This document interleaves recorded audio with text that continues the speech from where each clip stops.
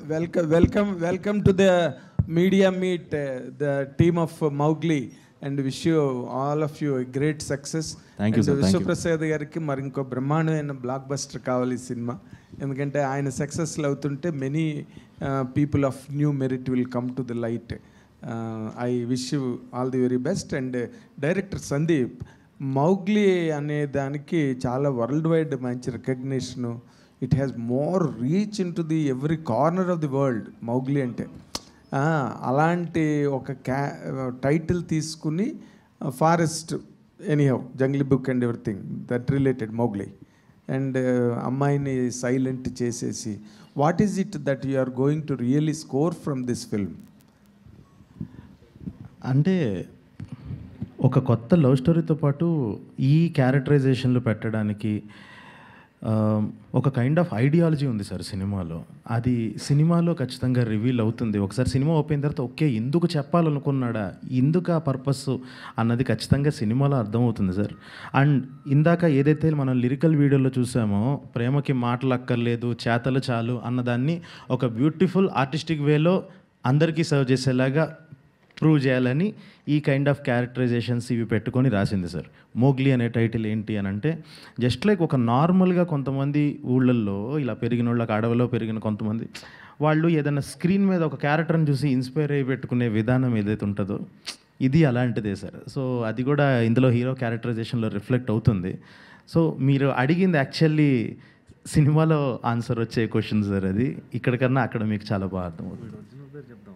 అంటే ఇప్పుడు హీరోని సైలెంట్ చేద్దాం అనుకునే ముందు ఆ హీరో సైలెంట్ అయిపోతే బాగుండదు, అయ్యో, ఎందుకంటే అడవి దొంగ వాటిలో చాలా వరకు డైలాగులు ఉండవు హీరోకి, తను till the point where he lens language. అలాగే ఏదైనా చేద్దాం అనుకుని తర్వాత మళ్ళీ అమ్మో హీరో మరీ సైలెంట్ అయిపోతే బాగుండదేమో, హీరోయిన్ సైలెంట్ చేస్తే బాగుంటుంది, ఇలాంటి ఆలోచనలు, ఇలాంటి అల్లరి ఏమైనా జరిగిందా? అలాంటి క్యాలిక్యులేషన్స్ ఏం లేవు సార్. సో ఒకటి ఉన్నది ఏంటంటే, నాకు ఫస్ట్ నుంచి ఇలాంటి సైలెంట్ లవ్ స్టోరీ చెప్పాలని ఎప్పటి నుంచో ఉంది సార్. చాలా సినిమాల్లో నేను ఈ మధ్యలో రాసిన కొన్ని సినిమాలు కూడా ఇంక్లూడ్ చేయడానికి ట్రై చేశాను. బట్ ఇది everything fall at one place అని అన్నట్టు ఫస్ట్ నుంచి ఒక డాన్సర్ డెఫ్ అండ్ మ్యూట్ అయితే ఎలా ఉంటుంది అన్నది హీరోయిన్ క్యారెక్టరైజేషన్ సార్. హీరోకి ఎప్పుడు అలా పెట్టాలని అనుకోలేదు. ఎందుకనంటే నా కైండ్ ఆఫ్ ఐడియాలజీస్, నా కైండ్ ఆఫ్ థాట్స్ అన్నవి నేను హీరో ద్వారానే ప్రొజెక్ట్ చేసుకోవాలి అని అనుకుంటాను. సో ఖచ్చితంగా మీరు చూసినట్టయితే ఇప్పుడు రోషన్లో నేను వినిపిస్తాను రేపు మీరు చూసినప్పుడు నా ఐడియాలజీ ఏంటి, నా థాట్స్ ఏంటి అన్నది. సో ఫస్ట్ నుంచి ఆ ఉద్దేశం అయితే లేదు సార్, హీరో సైలెంట్ అయ్యి తర్వాత లేదు ఇటు పెడదాము అని అదేం లేదు. ఒక మురళీకృష్ణ అనేవాడు మోగ్లీ అన్న పేరాడు పెట్టుకొని ఊర్లో వాళ్ళందరూ అలా పిలుస్తూ ఉంటారు. అది తన క్యారెక్టరు. జంతువులతో ఎక్కువ ఇంటరాక్ట్ అవుతుంటాడు. సో మాట్లాడని వాటితోనే వాడి ఇంటరాక్షన్ ప్రేమ ఎక్కువ ఉంటుంది. అదే హీరోయిన్ రూపంలో మళ్ళీ వచ్చింది సార్, ఒక మనిషి రూపంలో.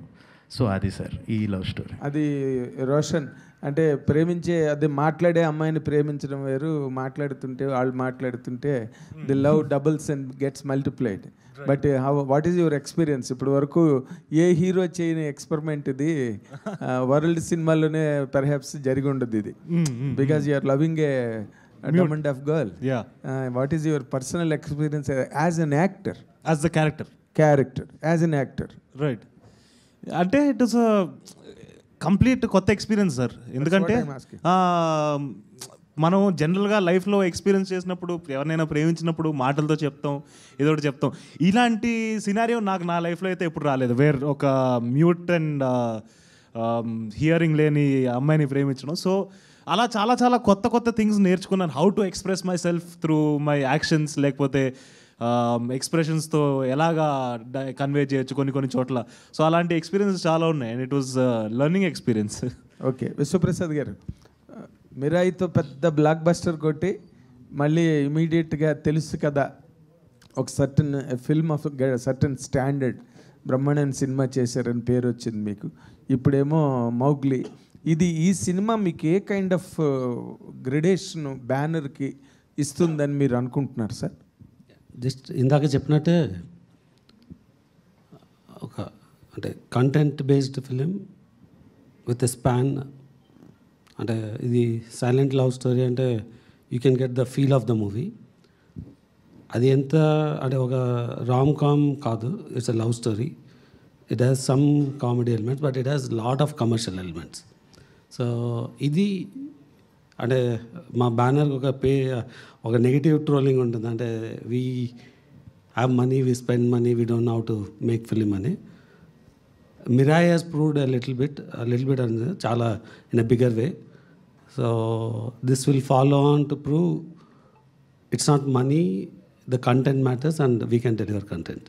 Very good sir, all the very best all of you. కాల్బాయ్ గారు, భైరవ్ గారు, పాట చాలా బాగుంది. Thank you sir, thank you. Chandrabose గారు, కీరవాణి గారు గొప్ప కాంబినేషన్.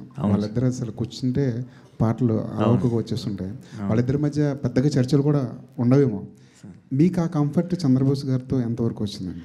సార్ గుడ్ క్వశ్చన్ అండి. నాది యాక్చువల్లీ ఇది ఈ సందర్భంగా నేను చెప్పాలండి, నన్ను ఇప్పటిదాకా నా మొదటి పాట అండి చంద్రబోస్ గారితో, ఆర్ ఫస్ట్ కొలాబరేషన్.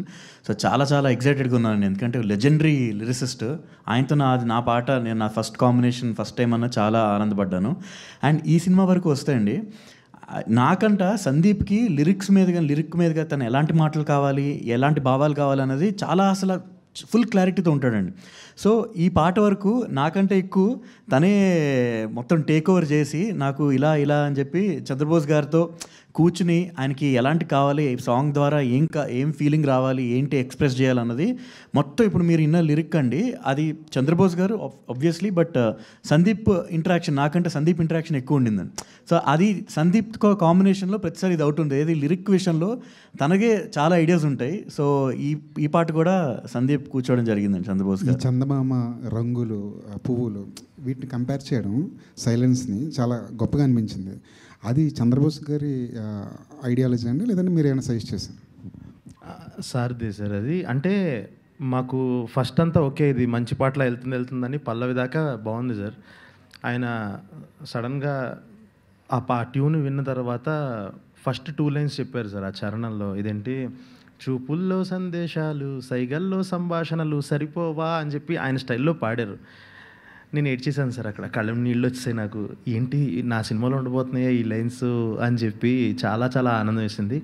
ఇంకా తర్వాత నుంచి ఇంకా ఒక లైన్ నుంచి, అంటే ఇప్పుడు మనం సౌండ్ లేని గొప్ప వాటి గురించి మాట్లాడుకుందాం సార్ అని అనగానే ఇంకా చందమామతో మొదలుపెట్టారు సార్. ఇంకా చందమామ వెలిగించింది ఏ సడి లేక అలా చెప్పి ఇంకా ఆయన ఫ్లోలో వెళ్ళిపోయారు సార్. ఇంకా ఫస్ట్ లైను పువ్వుల్లోన ధ్వని ఉంటుందా అనగానే ఇద్దరం కలిసి కూర్చొని రాసుకుని, ఇంక దేంట్లో ఉండవు, రంగుల్లో ఉండదు, మోస్ట్ బ్యూటిఫుల్ థింగ్స్లో సౌండ్ ఉండదు అన్నట్టు.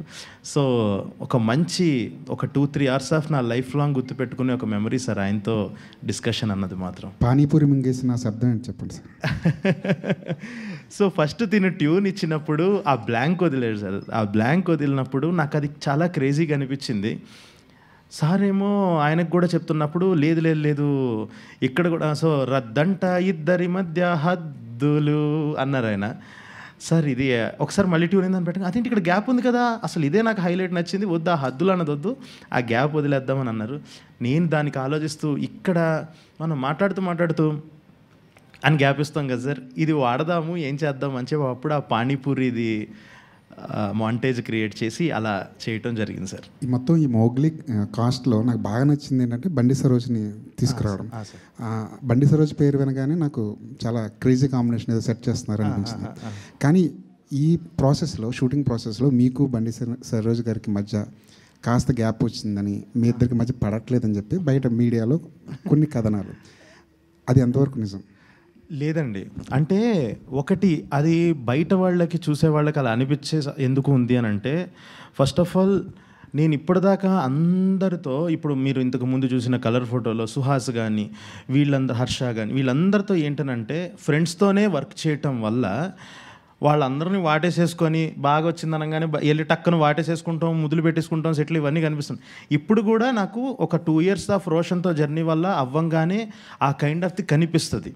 కానీ తను ఒక ఎంత కాదన్నా తను నాకన్నా పెద్దోడు, ఒక కైండ్ ఆఫ్ రెస్పెక్ట్ అది ఉన్నప్పుడు నేను బ్రో బాగుంది, యా డన్, అంత నేను అందరితో ఉన్నంత టచీగా ఆయనతో ఉండకపోవటం వల్ల అలా అనిపించవచ్చు. కానీ మా ఇద్దరి మధ్య బేసిక్గా ఇద్దరమే ఉన్నప్పుడు మాట్లాడుకునేది వేరు సార్. అంటే ఆయన కూడా కొన్నిసార్లు హీరో ఇలా కాదు, హీరో ఇలా చేస్తే ఇంకా నీకు చాలా ఈజీ అవుతుంది అంటే కొన్నిసార్లు తను ఇన్ని రోజులు చేసిన సినిమాల వల్ల తనకున్న ఒక ఎక్స్పీరియన్స్ వల్ల కొన్నిసార్లు ప్రాసెస్ ఈజీ చేయడానికి తను నాకు సజెషన్స్ ఇవ్వటం, నేను అది ఫాలో అవటం కూడా జరిగింది.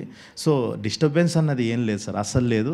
హ్యాపీగా చేసుకున్నాం. అంటే ఒకవేళ వస్తున్నా కూడా ఒక kind of creative discussions, differences ఇవన్నీ వచ్చినా కూడా తనేమంటాడంటే సరే ఓకే నేను అనుకున్నది చేస్తాను, ఒకసారి నువ్వు అనుకున్నది కూడా చూద్దాం, ఫస్ట్ ఒకసారి నేను అనుకున్నది చేసి చూపిస్తాను నీకు ఓకే అని. సో ఒక 2-3 సార్లు తను అనుకున్నది కూడా ఓకే అని ఉన్నాయి. కొన్నిసార్లు లేదు బ్రో ఒక్కసారి నా మాటని చేద్దాము, ఇది చూడండి సూపర్ ఉంటుంది అని అంటే అవును హీరో నువ్వు చెప్పింది చాలా బాగుంది.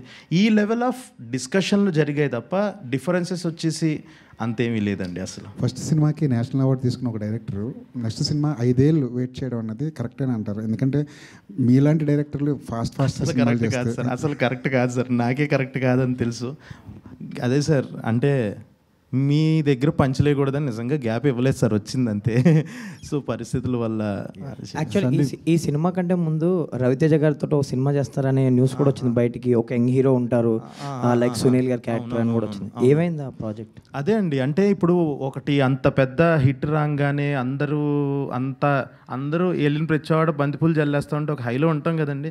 అసలు బడ్జెట్స్ మైండ్లో పెట్టుకోకుండా అంటే అప్పటి వరకు ఎంత నేను నా స్ట్రెంగ్స్ అయినా రూటెడ్గా ఉండటము, ఆ కథలు అలాంటివి చేసుకుంటూ అదేంటనంటే బడ్జెట్స్ చాలా రియాలిటీకి చాలా దూరంగా ఉన్నాయి అప్పుడున్న పరిస్థితులకి. 2023లో ఆ టైంలో నేను దాని మీద అంత ట్రావెల్ చేసిన తర్వాత అప్పుడున్న పరిస్థితులకి ఆ ఓటీటీ మార్కెట్ సడన్గా డౌన్ అవటం, సడన్గా రైజ్ అయ్యి డౌన్ అవటం, ఇలా అన్నీ చాలా ఉన్నాయి సార్ ఫ్యాక్టర్స్. దానివల్ల ఇంకొక ప్రాపర్గా డెసిషన్ తీసుకొని ఓకే ఇది ఈ టైంలో కరెక్ట్ చేయటం కరెక్ట్ కాదు అని చెప్పి నేను ఇమీడియట్గా మూవ్ ఆన్ అయిపోయి. సో రవితేజ సార్తో కూడా డిస్కషన్స్ జరిగినాయి. అప్పుడు ఆయన కూడా అదే అన్నారు, సరే ఓకే రేపు మళ్ళీ నువ్వు వెళ్ళి చేసుకొని రా, నాకు కొన్ని కమిట్మెంట్స్ ఉన్నాయి, ఈ సినిమా మాత్రం వేరే వాళ్ళతో చేయకు అని అంత చెప్పారంటే చాలా మంచి ప్రాజెక్ట్ సార్ అది. కానీ పరిస్థితుల వల్ల అలా అయ్యి మళ్ళీ ఒక రియాలిటీకి వచ్చి నేను టక్కున ఇది స్టార్ట్ చేసి ఈసారి మనం ఫస్ట్ కథ చెబుదాం, ఒక అద్భుతమైన కథ చెప్దాం అని చెప్పేసి రాయడం స్టార్ట్ చేసింది. ఆల్ ద బెస్ట్ అండి విశ్వప్రసాద్ గారు. Sir all the best for Mowgli sir. And coming to Raja Saab, బర్త్డేకి ఒక సాంగ్ అనుకున్నారు అన్నారు, మీరు కూడా చెప్పారు. అండ్ ఎందుకు డిలే అయింది? నవంబర్ లేదో అంటున్నారు. రాజా సాబ్ పోస్టర్ మోగ్లీ నుంచి కూడా వచ్చిందండి. నవంబర్ 5th ఉంటుందండి first single. Okay, second trailer కూడా ఏదో ప్లాన్ చేస్తున్నారా? నేను అది ఎప్పుడు ఉండొచ్చు సార్? సెకండ్ ట్రైలర్ సినిమా ముందు ఉంటుందండి, January 9th film. All the best అండి. కలభైరవ్ గారు సాంగ్ బాగుందండి, all the best. Thank you అండి, థ్యాంక్ యూ సో మచ్ అండి. సందీప్ గారు, అంటే మీరు రెగ్యులర్గా స్టోరీ చెప్పేస్తాను, లవ్ స్టోరీ తీసేస్తాను అంటే నమ్మకం లేదు. సంథింగ్ రాడికల్గా ఉంటుంది మీ స్క్రిప్ట్ అనేది. ఇందులో కూడా అవి ఎక్స్పెక్ట్ చేయొచ్చా కమర్షియల్ అంశాలతో పాటు ఎట్లా? యా సార్, అంటే ఇందులో మీరు సర్ప్రైజ్ అయ్యేదే ఈ సినిమాలో ఉన్న కైండ్ ఆఫ్ కమర్షియాలిటీ అన్నది మన వాళ్ళు ఒక టెంప్లెట్ని పెట్టి టెంప్లెట్ని కమర్షియల్ అని చాలామందికి ఒక రాంగ్ ఫీలింగ్ ఉంది. అది కాదు, అంటే ఒక లార్జెస్ట్ గ్రూప్ ఆఫ్ పీపుల్కి అందరికీ నచ్చేలా సర్వ్ చేయడం ఈజ్ కమర్షియల్ సినిమా. సో ఈసారి ఇంకొంచెం ఉంటుంది సార్, నా తాలూకా థాట్స్ ఉంటాయి. కానీ ఈసారి ఏంటి అని అంటే నా ఫిలాసఫీ ఏంటి, ఒక లవ్ గురించి నా ఫిలాసఫీ ఏంటి, ఒక దేవుడు గురించి నా ఫిలాసఫీ ఏంటి, నేను ఎలా నమ్ముతున్నాను, నా దృష్టిలో దేవుడు అంటే ఏంటి, ఇలా నా పర్సెప్షన్ని చూపించే ప్రయత్నం సార్. అది డెఫినెట్గా చాలా చాలా కొత్తగా ఉండబోతుంది సార్. మీరు అన్నది నిజం, లవ్ స్టోరీ పైన మీ అందరికీ కనిపించేది డెప్త్ వేరే ఉంది సార్ సినిమాలో. కాలభైరవ్ గారు sir, colour photo one of my favourite albums అది. Thank you. ఇప్పుడు కూడా పాటలు అప్పుడప్పుడు వింటూ ఉంటాను నేను. ఇన్ఫ్యాక్ట్ బ్యాక్గ్రౌండ్ స్కోర్ కూడా మీ combination it is coming back అంటే రియల్లీ ఎక్సైటెడ్. అంటే చాలా తక్కువ కనిపిస్తారు మీడియాలో కూడా, సినిమాలు కూడా తక్కువ చేస్తారు, ఎందుకో నాకు తెలీదు సార్. వచ్చినాయి కదండి, చేస్తా. Grossly under utilizing your talent industry as singer కానీ మ్యూజిక్ డైరెక్టర్గా కూడా. అదే sir. Sir thank you for your kind word sir. Under utilizing తెలియదండి, ఎందుకంటే ఎవరికైనా సరే మన దగ్గర వచ్చిన ఆపర్చునిటీస్ బట్టే అన్నీ కలిసి వస్తే మనం షైన్ అయ్యే అవకాశం వస్తుందండి. బట్ నాకు ఖచ్చితంగా still long way to go కదా సార్. సో నాకు కూడా ఇంకా చాలా టైం ఉంది, ఇంకా ఎన్నో చేయాలి. So I think I'm hoping that I will do much more and better. In fact RRRలో కూడా Naatu you are also part of Oscar song అది. And Komaram Bheemudu my favourite. ఒక ఇంటెన్స్ రెండరింగ్తో నెక్స్ట్ లెవెల్ తీసుకెళ్లారు ఆ సీన్ని. Thank you so much sir. And next అందరూ అడిగే క్వశ్చన్ ఏది, మహేష్ బాబు గారి సినిమాలో ఏంటి అందులో కూడా మీ టచ్ ఉంటే బాగుండేదని కోరుకుంటున్నారు అందరూ. సార్ అంటే ఖచ్చితంగా అంటే నాన్ రికార్డింగ్స్ మహేష్ బాబు గారి మహేష్ బాబు గారి సినిమానే కాదండి, నాన్నగారి సినిమాలు అన్నింటిలోనూ ఆయన ఏమైనా వర్క్ ఉంటే ఇప్పటికీ కూడా నాకు వర్క్ అసైన్ చేస్తూ ఉంటారు సార్. నా బాధ్యత అంటే పార్ట్ ఆఫ్ రికార్డింగ్ సెషన్స్ అండి. సో ఈ సినిమాలో కూడా నెమ్మదిగా మ్యూజిక్ వర్క్స్ కూడా మొదలైనయండి. సో అది కూడా చేస్తున్నాం. లుకింగ్ ఫార్వర్డ్ అండి. Thank you so much. మీరు ఎన్ని చెప్పినా సరే అండర్ యూటిలైజ్ చేస్తున్నారని చెప్పే ఇండస్ట్రీ అన్నారు కదా, స్టిల్ స్టిక్ టు ఇట్. విశ్వ గారు సార్, మీరే చాలా ఫ్రాంక్గా ఒప్పుకుంటారు పీపుల్ మీడియా గురించి అది మాట్లాడుతున్నారు ఇది మాట్లాడుతున్నారని. But the best part is మిరాయికి అయితే ఏంటి, ఇప్పుడు ఈ సినిమాకి అయితే ఏంటి, you have been using that words controlled budget. అంటే అది కొంచెం ఎలాబరేట్ చేయగలుగుతారా? What you achieved for Mirai is already in public domain. అసలు ఏంటి ఈ సినిమాకి కంట్రోల్డ్ బడ్జెట్ అంటే ఏంటి మీనింగ్? అంటే బేసిక్గా అంటే అంటే నెగిటివ్గా కాకుండా అంటే దీన్ని పాజిటివ్గా తీసుకోండి.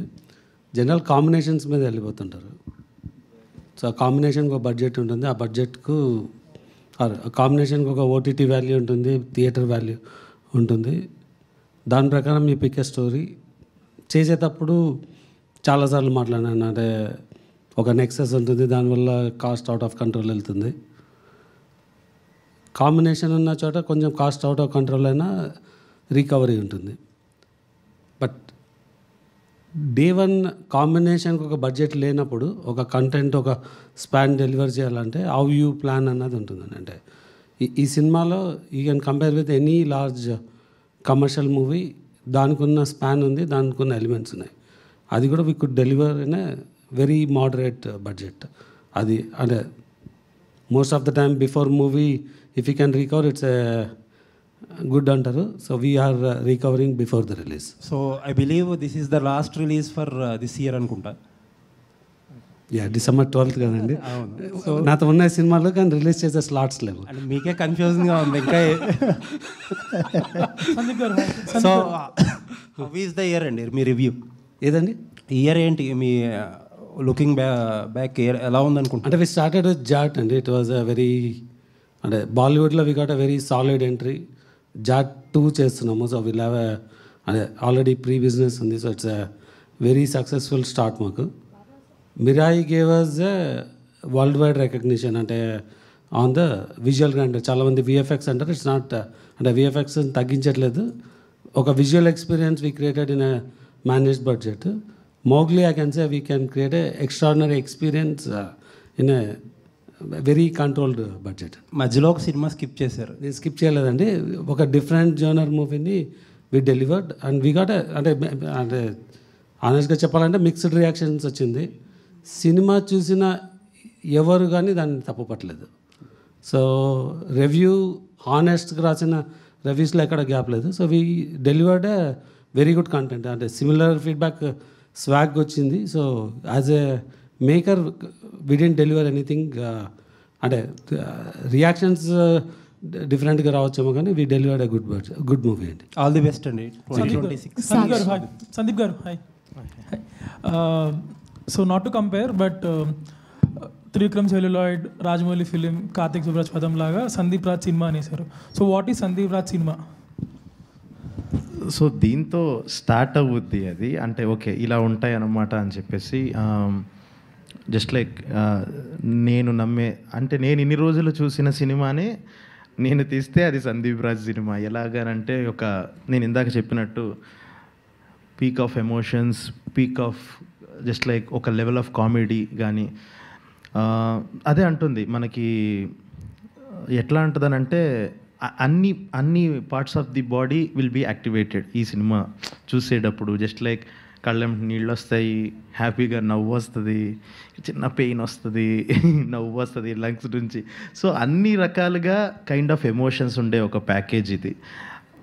అది ఇక్కడ దీని నుంచి ఒకసారి డిఫైన్ చేద్దాము, నెక్స్ట్ నుంచి తీయబోయేదానికి డిఫైన్ చేద్దాం. ఎందుకంటే కలర్ ఫోటోలో అందరికీ ఎమోషన్ ఒకటే గుర్తుంది, లాస్ట్లో ఫస్ట్ నుంచి చేసిన అదంతా గుర్తుంది.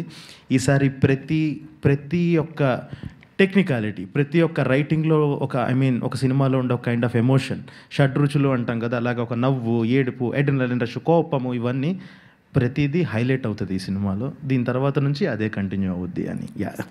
సాక్షి, hi Sakshi, welcome to Tollywood. And first of all, your character plays the major role in this cinema because as a deaf and dumb dancer, so how you adopt that character and how you deliver the, as Sandeep Garu said, there are lots of peak of emotions in this movie. So how you delivered your expressions and your way of presenting your character in the screen? So of course, before starting the film, we had workshops. Sir was there with us, and for this particular character, I learned sign language, which is the language for the deaf and dumb people. I also spent almost a week or so with the kids. Almost there were 100 kids who are deaf and dumb. I spent time with them. I was observing them. I was learning from them, and yeah, workshop really helped me. The most difficult part was to not react, because as actors, we are trained to listen and react and then act, but this was completely reverse for me. But I think workshops and sir's guidance really helped me a lot. Working Roshan. Experience with Roshan and Harsha garu. Really great. I keep telling them that I feel really blessed that in my first ever film, I'm blessed with so many great people around me. And I don't think so everybody gets that chance. And amazing actors around me, amazing human beings around me. They do a lot of mischief, of course, but but no, it's always a good time around them. Roshan, hi. Hi. So, Bubblegum, though, you showed your rage, or say your that part of your acting meter. So, ee movie lo, what part of your acting meter you gonna show? Thank you for asking that question. బబుల్గమ్కి దీనికి అసలు చాలా difference ఉండబోతుందండి. ఎందుకంటే అది ఒక సిటీలో setup అయిన character, వాడి ఎమోషన్స్ కొంచెం లౌడ్గా ఉంటే, వాడి కోపం వస్తే. ఈ పర్టికులర్ క్యారెక్టర్కి వచ్చేస్తే ఏంటి అంటే చాలా ఇన్నసెన్స్ ఉంది, అంటే ఒక అమాయకత్వం. ఎందుకంటే వీడికి ఆ అడవి, ఆ పక్కన ఉండే ఊరు ఇవి తప్పితే ఏం తెలీదు. దానికి అప్పుడప్పుడు ఎవరైనా పనులకు వస్తే వాళ్ళతో ఇంటరాక్ట్ అవుతారేమో, కానీ ఆ అడవిని వదిలి వెళ్ళలేదు. So that way there is అలాగా చాలా డిఫరెన్స్ ఉంది. అండ్ నాకు కూడా అది చేయడం అనేది ఒక లెర్నింగ్ ఎక్స్పీరియన్స్. అంటే నేను ఒక కొత్త కోణాన్ని తెలుసుకున్నాను, అండ్ ఎలాగా అప్రోచ్ అవ్వాలి డిఫరెంట్ క్యారెక్టర్స్ అనేది ఇంకొంచెం అర్థమవుతూ వచ్చింది నాకు. సో యా, మంచి ఎక్స్పీరియన్స్ ఉండింది అది. విశ్వప్రసాద్ గారు, హాయ్. సో ఫస్ట్ నుంచి మీరు చెప్తా ఉన్నది ఫ్యాక్టరీ మోడల్ అగ్రెసివ్గా వెళ్తాం చేసే వస్తూ ఉన్నారు. So somehow for some reason కొన్ని వర్కౌట్ అవ్వలేదు మీకు లాస్ట్ ఫ్యూ ఇయర్స్లో, but now you seem to be cracking that code properly. So what changes you made to that model? చాలానే వర్క్ అవ్వలేదండి, కొన్ని కాదు. యా, అంటే బేసిక్గా ఫోకస్ అండి. అంటే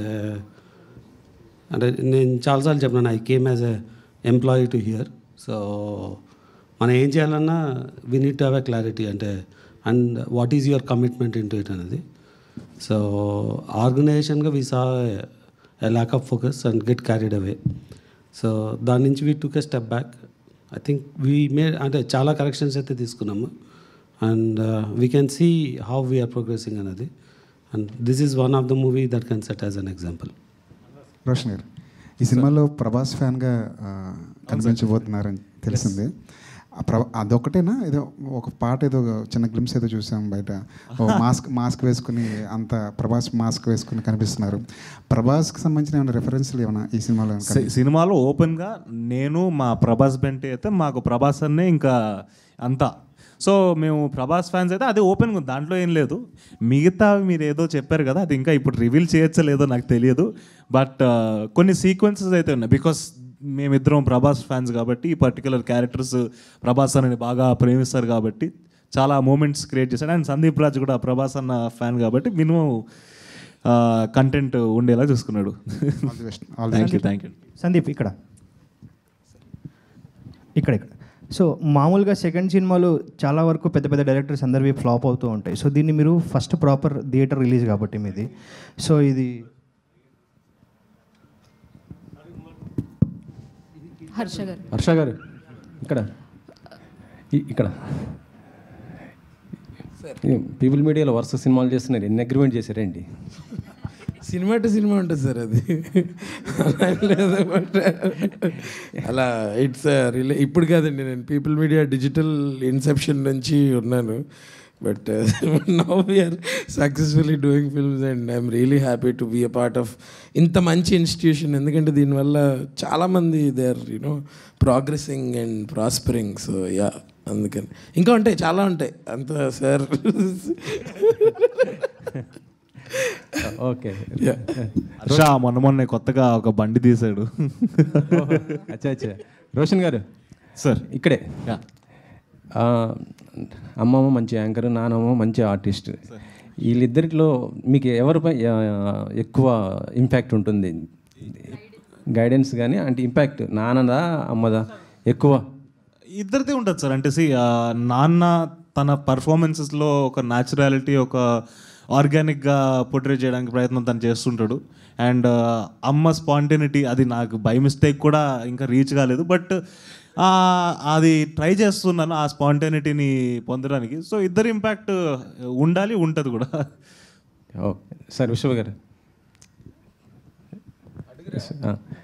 సార్, ఏం లేదు, జస్ట్ ఓపెన్గా చెప్పాలని కోరుకుంటున్నా. అంటే మీ సినిమా మీరైనా కాదు, ఎవరైనా సరే ప్రొడ్యూసర్స్ రివ్యూస్ ఏమైనా ఇంపాక్ట్ అయినా పడుతుందా సార్? అంటే ఈ మధ్య ప్రొడ్యూసర్స్ కొద్దిగా ఓపెన్ అవుతున్నారు దానిపైన, మీ సినిమాలు కానీ ఒక ప్రొడ్యూసర్గా. అంటే ఓపెన్గా ఓపెన్గా చెప్పండి సార్. అంటే రివ్యూస్ వల్ల మీకు ప్లస్ అవుతుందా మైనస్ అవుతుందా ఏంటి దానిపైన అనేసి? అంటే ఒక సెక్షన్ ఆఫ్ ఆడియన్స్కి డెఫినెట్గా ఇంపాక్ట్ అవుతుందండి. ఎందుకంటే ఒక సినిమాలు చూసే పర్సంటేజ్ ఒక 20% ఉంటారు, అంటే ఓవరాల్ క్రౌడ్లో. దానిలో ఒక 10-20% డెఫినెట్గా రివ్యూ చూసి అంటే చూడాలా వద్దా అని ఆలోచిస్తున్న వాళ్ళకి అది డెఫినెట్గా అంటే పర్టికులర్గా ఆ రివ్యూలో అవసరం లేని విషయం రాయడము, వాళ్ళ పర్సనల్ పర్స్పెక్టివ్ రాసుకోవడము, అంటే సినిమా కన్నా ఎక్కువ. సో దానివల్ల డెఫినెట్గా ఇంపాక్ట్ ఉంటుంది. కానీ మీరు నేను చేయగలిగింది ఏం లేదు. So we have to live with the system. అంటే కే ర్యాంప్ ప్రొడ్యూసర్ చేసిన ఆ కామెంట్స్ పైన మీ ఒపీనియన్ సార్? ఇంకా 1 minute రోషన్, అంటే సుమ కానీ లేకపోతే రాజీవ్ కానీ వీళ్ళందరూ ఇప్పుడు ఈ జనరేషన్ ఆర్ అట్లీస్ట్ కొంచెం ఆఫ్ లైట్ వచ్చిన వాళ్ళు. But your grand father is a great legend, Devdas Kanakala గారు. And he has been a great success on the front of negative roles also. Yes. నువ్వు రాబోయే రోజుల్లో నెగిటివ్ క్యారెక్టర్స్ గట్ట చేయడానికి ఏదైనా ఇంట్రెస్ట్ ఉన్నదా నీకు ఆ సైడ్, లేకపోతే ఓన్లీ హీరో అండి ఐఎమ్ ఏ హీరో? సార్ అంటే నేను ప్రైమరీగా పూర్తి చేయనివ్వలేదు question. That's all my question. ప్రైమరీగా నేను ఒక నటుడిగా వద్దామని అనుకున్నాను సార్. నేను ఎప్పుడు కూడా హీరో ఇది అని ఏ రోజు అనుకోలేదు. అండ్ యాజ్ అ ప్రొటాగనిస్ట్గా ఉందామని అనుకుంటున్నాను. అంటే కథని, బికాజ్ నాకు జస్ట్ ఒక యాక్టర్గా ఉండాలనే తెలియదు, ఒక స్టోరీ టెల్లర్గా కూడా ఉండాలని ఉంది. సో నా త్రూ నేను కథలు చెప్తున్నాను. అండ్ మ్యాక్సిమం ఎలా చెప్పగలుగుతానంటే యాజ్ అ ప్రొటాగనిస్ట్, ఒక హీరో అనే రోల్లో ఉండగలిగితే నెగిటివ్ రోల్ ఆల్సో. యా, కానీ protagonist of the cinema, negative protagonist కూడా అవ్వచ్చు. But that is what I'm looking forward to. All the very best. Thank you so much అండి. ఈ కార్యక్రమం ఇంతటితో సమాప్తం. Thank you so much media for your questions. And December 12 save the date. ఇంకా చాలా ఈవెంట్లు ఉన్నాయి, వాటిలో మనం కలుసుకుందాము.